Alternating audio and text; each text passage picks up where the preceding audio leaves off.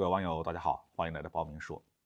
这期话题我们说一说解放军围绕台岛举行大规模的军事演习，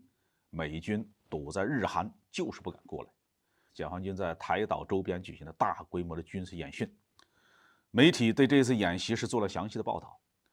这场演习呢，在大陆引起的关注反倒不是太高，因为从2022年8月佩洛西窜访台湾以后，解放军在台岛周边的各个区域频繁地举行演训和巡逻，各种军事行动呢已经常态化了。但是对台独分子及其支持者来说呢，看这场演习就是如坐针毡，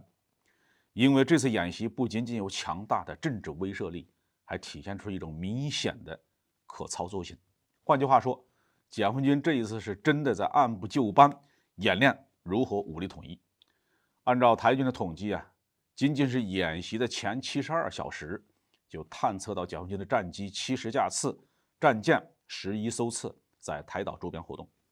其中有35架次突破了所谓的海峡中线。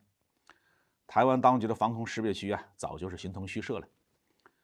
台湾海军发布新闻说自己出动了10艘军舰与解放军对峙，甚至还发布了无人机拍摄的解放军习州舰、曲州舰的图像。但这10条船在哪里，谁也没看见。更为可笑的是，美军的飞机、航母、潜艇一个都没出现。这样的态势意味着，如果解放军突然把演习转成实战，台独分子心心念念的美国出兵压根儿也不会发生。就在演习进行期间呢，台湾媒体发布了一条新闻，说台独分子的首领蔡英文呢与美国众议长麦卡锡会面期间，麦卡锡表示不反对在台海战争的时刻向台湾岛派遣美国军队。台独分子们为此是欢呼雀跃啊，但实际上从奥巴马、特朗普再到拜登，都没有针对台湾局势实施个什么大规模的兵力部署。这与上世纪90年代中期的美军的表现是形成了鲜明的对比。记得在1996年，解放军同样实施了对台军事演习，但那个时候的美军不但派军舰抵近侦察，还实施了大规模的电子干扰。更为嚣张的是，美军还派航母穿越了台湾海峡。2007年，美国小鹰号航母因为请求停靠香港被中国大陆拒绝，于是再一次穿越台湾海峡北上报复中国。如果那个时候的美军说自己要武力干涉台海，或许还有人会相信。但是这一次，美国第7舰队自称出动了米楼斯号驱逐舰，实施所谓的自由航行，但位置是在南沙群岛附近，离台岛还有2000多公里。其实呢，美国海军在东亚的兵力并不弱，尼米兹号战斗群正在东海到韩国之间活动，还与日韩两国实施了联合反潜演习。里根号航母在日本横须贺休整，马金岛号两栖攻击群停靠在韩国的釜山，美国号两栖攻击群停靠在日本的佐世保。这么庞大的舰队携带了大批的 F-35战机，如果打算对台海局势做出一些反应，他们完全可以紧急拦下，在解放军演习结束之前就接近台海，对解放军构成压力。但是从2022年8月份到现在，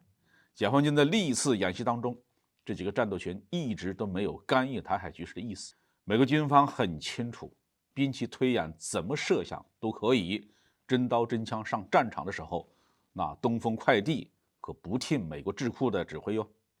所以无论美国国内的强硬派反华分子们如何叫嚣，今天的美国政府和美国军方是拿定主意不介入台海战争的。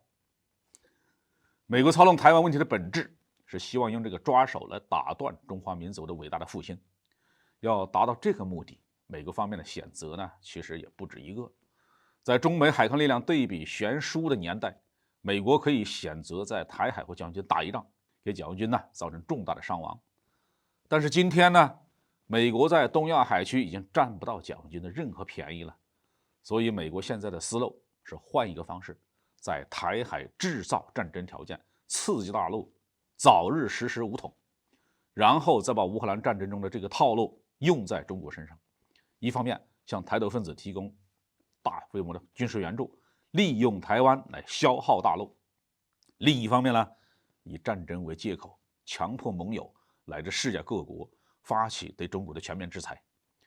美国口头上一再威胁中国不可以用武力改变台海的现状，甚至派遣欧盟主席冯德莱恩赶到北京当面发出威胁。但全世界